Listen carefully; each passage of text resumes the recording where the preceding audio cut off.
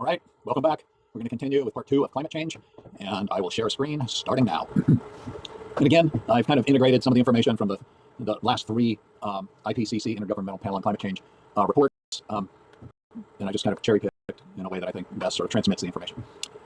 So we're going to move from the stuff that I most recently talked about, which is the actual measured evidence, like we have these, we were measuring on the ground, in the water since 1850, to what's called a paleoclimatic perspective. And that is the old information from thousands to hundreds of thousands of years ago, which we have evidence of what the climate was like then from looking at air that was trapped in the polar regions in ice and snow, because there's snow falls on top of snow or ice, and it actually captures a bit of the atmosphere from that time. And if it doesn't melt, then new snow falls. And just like you can read a record of tree rings, you can read a record of climate by looking at the concentrations of carbon and methane and nitrous oxides, amongst other things, in that trapped air.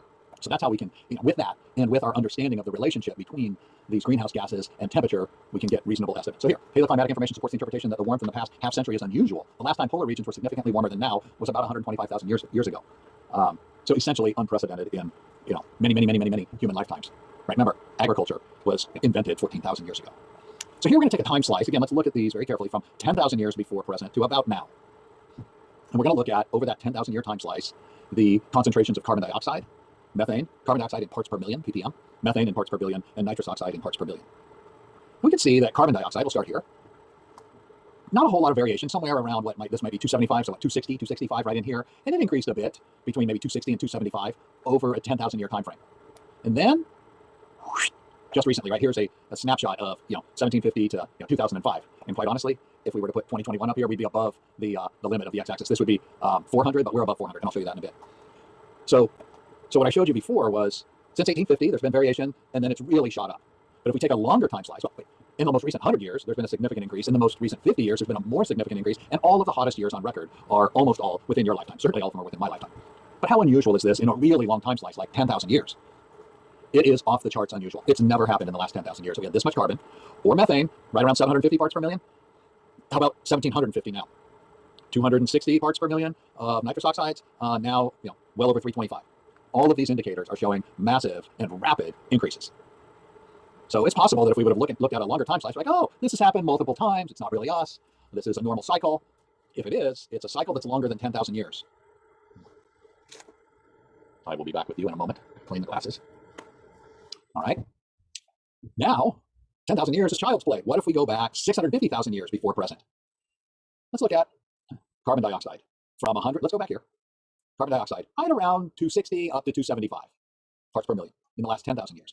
But in the last more than half a million years, 650,000 years, it went from about 180 and then peaked right here at, 325,000 years ago. It went up to just under 300 parts per million. But for this majority of the 650,000 years, it was stable, increased, decreased, increased, stable. But look at where it was stable: 275, 280 parts per million, almost always below 300 parts per million. Now I'll show you in a few minutes. We're well above 300 parts per, we're above 400 parts per million now. So when we look at the paleo record, we are still off the charts from 650,000 years ago. And the same holds for methane. And this change in deuterium is an indication of how warm it was based on our knowledge of the relationship between methane and carbon and nitrous oxides and temperature. Okay. So when there's more greenhouse gases, and you know what? It does look like there's little cycles of increases and decreases. Increase here, stay pretty high. For how long? 25,000 years. This increase happened over the course of tens of thousands of years, not tens of years. And still, the peak is 100 parts per million lower than we're at now, and we're still growing. So as much as there's variation in the deeper history, 650,000 years, that variation that we're experiencing now is well beyond what we call the normal range of variation. That is anything within this arena for any of these measures. So what we're seeing now is unprecedented in the known history of the Earth, okay, or the recent known history. When life exists, when 650,000 years ago, modern human beings were not around. Volcanic aerosols, we hear people say, volcanoes, there's a big volcano in Iceland, and that's probably causing things. What we know about them is that their effects are transitory. They're episodic. They cause an effect for a year or two, but they don't cause trends, okay? They cause an increase and then and then things go back to normal. Okay, so this has been looked at. Annual fossil CO2 emissions increased from about 6.4 gigatons of carbon per year, billion tons, in the 1990s to 9.2 gigatons by 2012. This is a time during which, and we've increased it since, I should have grabbed that information for you. I apologize. We knew this was happening already, and we increased by nearly 3 gigatons, 50% of this level in 20 years when we knew there was a problem. We knew this. We were in the middle of it. Okay.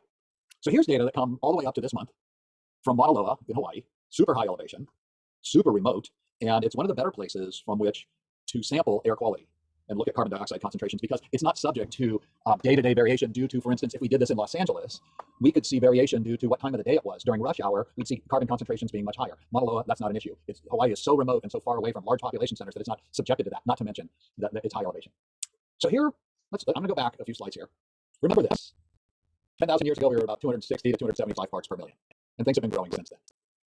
Just, here's about when I was born right here. The Earth had about 320, 319 parts per million of carbon in the atmosphere. Even though, remember, in the past 10,000 years, we were about 260 or 275 for that whole time. In the past 650,000 years, the peak was 300. But most of the time, it was much lower, somewhere 180, 800, but usually somewhere in between. Right now, we're at about 419 as of a few days ago, March 2022. And the trend is unmistakable. Right? If you were born around the year 2000, you were born when there was around 368, 370 parts per million of carbon in the atmosphere. An unprecedented amount in history, but it's increased by nearly 50 parts per million in your lifetime. Crazy. Okay, so this is our contemporary. So we have the long-term picture, the really long-term picture, and the in Jeff's lifetime picture, and we can take a subset of you, or you guys, most of you, in here. So here's just the last 5 years. Right, and look at how, I just put a chart in on how these numbers have changed over from 1960 to 2020, over a 50-year time period. But the red line is the monthly values, and the black line are the averages of the year. Maybe they're seasonal averages, yeah. So every quarter of the year. So what accounts for this monthly variation? And we'll take a bigger, a stronger look at it here, not stronger look, a blown up look at it. So let's look at the last year, last March. There are increases in carbon in the atmosphere, and then relatively steep decline in carbon in the atmosphere. It peaked at 420, and then went down to about 413 in September, and then school started. Wonder if that started anything.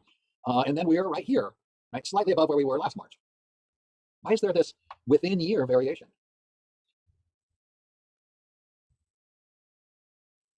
Yes, your computer's working still.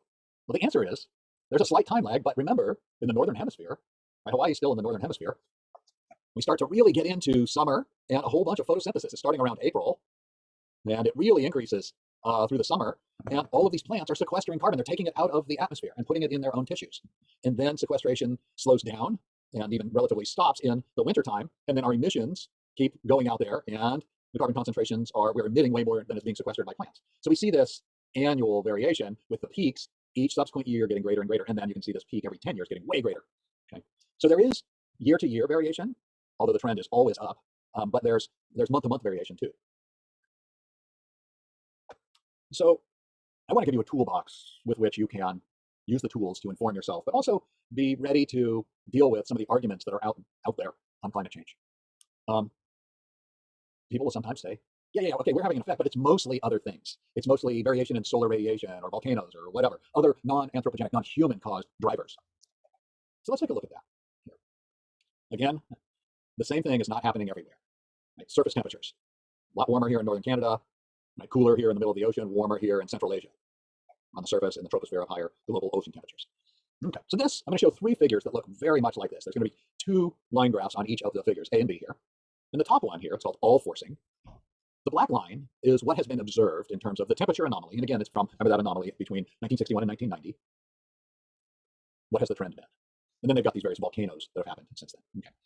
So the black line is what we've measured as reality. The squiggly orange lines in here are all of the different climate models that have been published and estimated. It's each individual model. And the bright red line here is what we call an ensemble model, ENSEMBLE, ensemble, where you put all the models together and say, well, what's the average prediction of those models? And this, in figure A, is all forcing. It means it includes the effects of human beings and burning fossil fuels, but it also includes natural features like variation in solar radiation and sunspots and volcanic activity, or what's called natural forcings. So all forcing is including us and nature. Let's not argue about whether we're part of nature. Okay. And then here on B is the same black line, which is identical to the one in A, which is the reality that's been observed and measured. And then the blue lines, the light blue, are all of the models that have taken out burning fossil fuels, anthropogenic effects, as if we've taken out our contribution statistically. So it's only looking at what nature does without us. So really what we want to look at is and then the dark blue line is the ensemble forecast, that is the average of all of the existing models without anthropogenic effects. So without human beings, we expect the temperature would be here, but reality is here. That is the anomaly from that 30-year period of 1961 to 1990. When we consider human beings, here's how close the actual reality is and our prediction. Red line to black line. Now, if you were a betting person, would you bet on the dark red line or the dark blue line? And the answer is every single one of us would bet on the dark red line because it is so much closer to the reality, to the actual temperature. So as much as we cannot do controlled experiments on multiple replicates of Earth, we can do statistical experiments where we say, well, if it's not human beings, it's got to be all this other stuff from nature. Let's look at that and see if that makes a better prediction of reality than if we include both human beings and nature. Human beings and nature are all forcing. Taking us out of the equation is solar and volcanic, or what's called natural forcing. It does a bad job of predicting reality because it's not just nature. So these were the data that ended by 2005.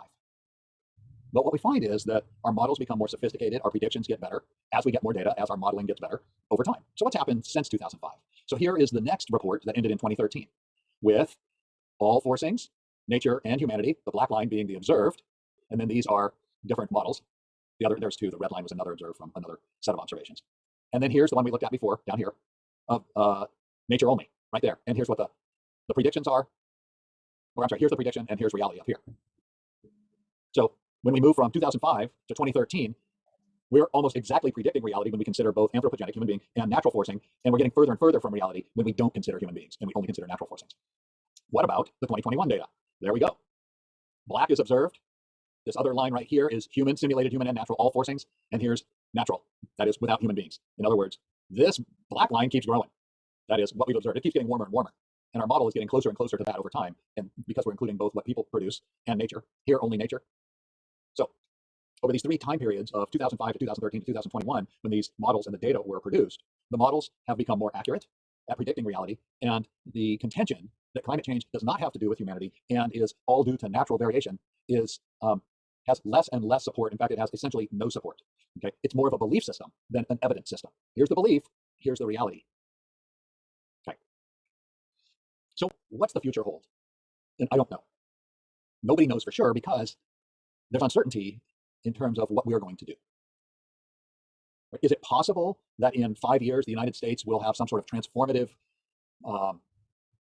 change in energy where we move just so rapidly away from fossil fuels and equally as rapidly towards renewables? That's possible. Is it possible that the whole world will do that? It's possible. Is it possible that we will have an election and decide, politically, nope, we're going to double down on fossil fuels and not going to incentivize alternative fuels? Sure, that's possible too. So when we talk about the future, the scientists here are saying this is a model experiment. That is, given a certain set of assumptions, here's what we predict. If we behave in along method A, here's what we think will happen. If we take route B, here's what will happen. If we take route C, and routes A, B, and C are different amounts of fossil fuels being emitted or used. Okay. So these are what are considered model experiments, not here's what's going to happen. It's our best estimate of what would happen given a certain future reality. Okay.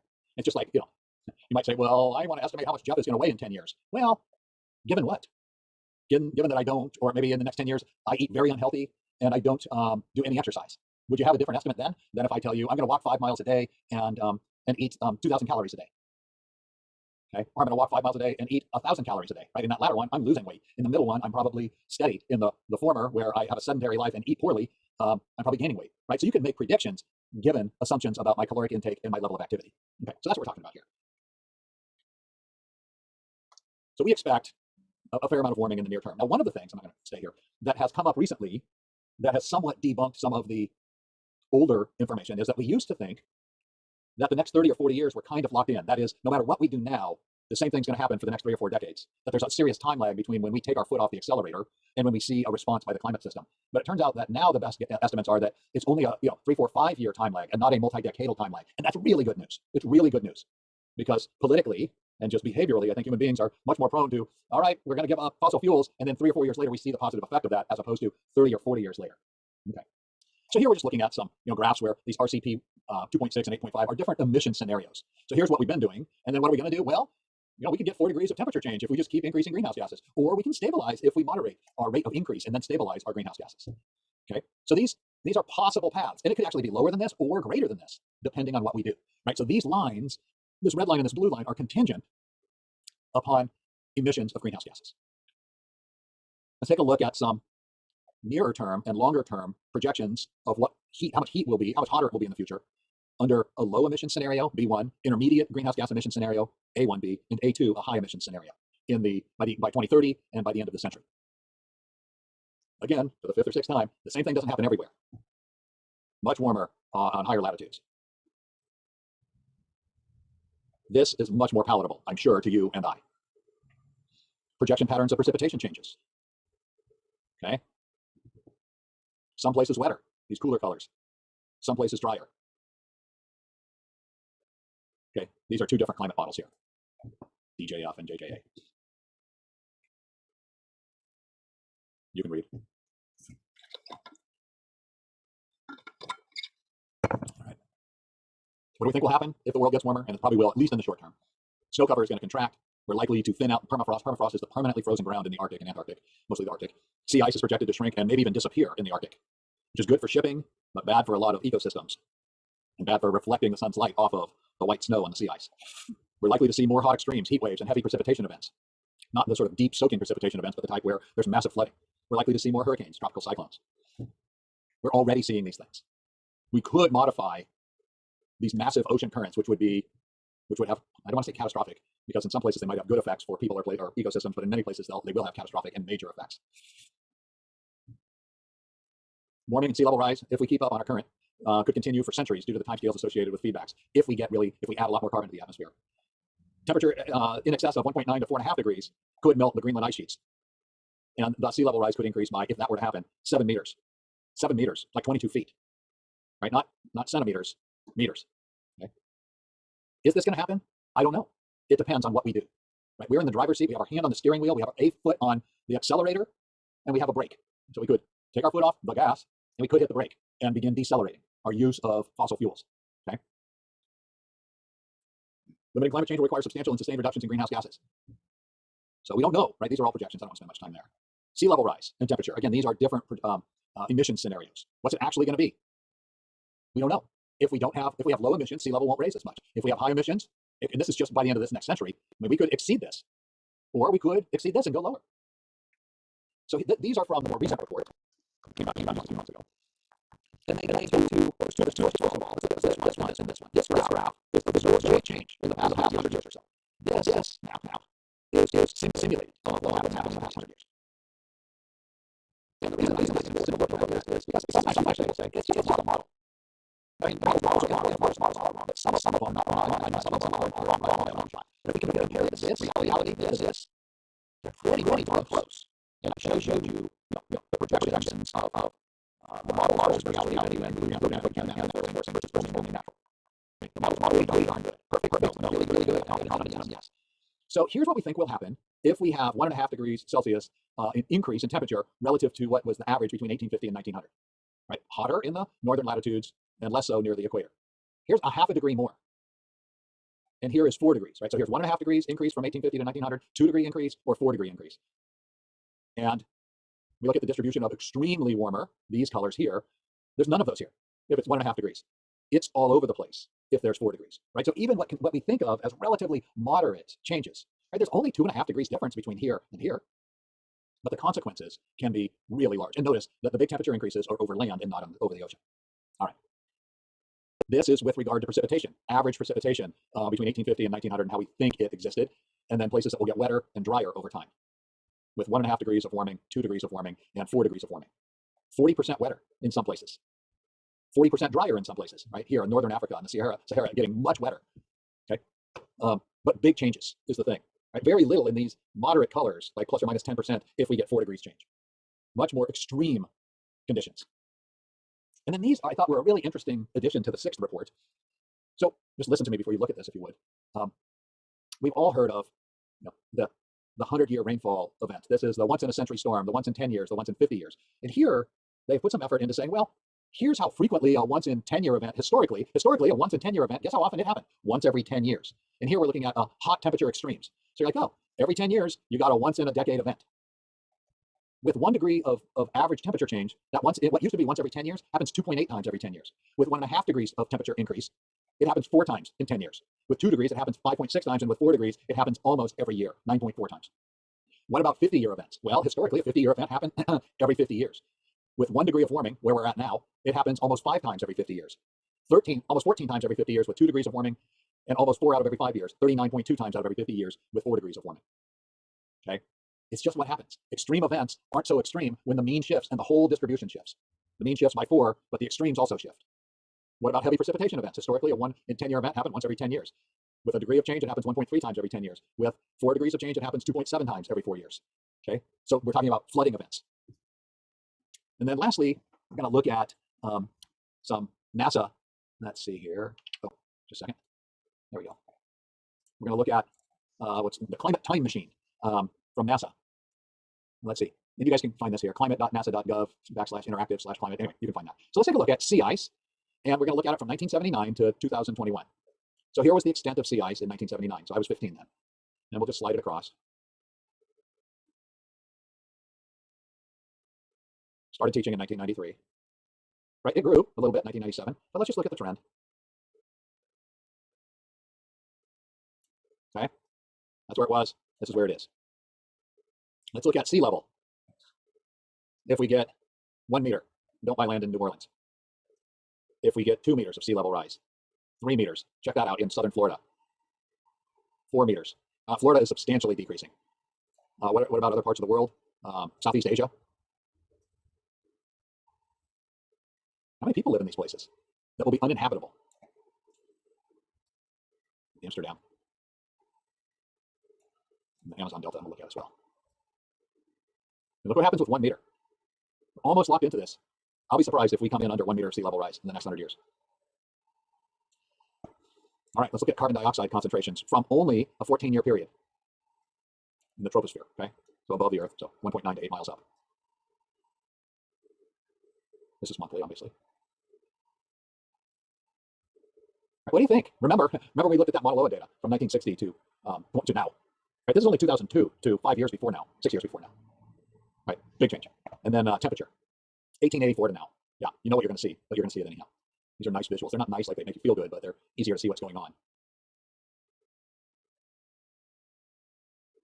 Notice the difference in the northern latitudes.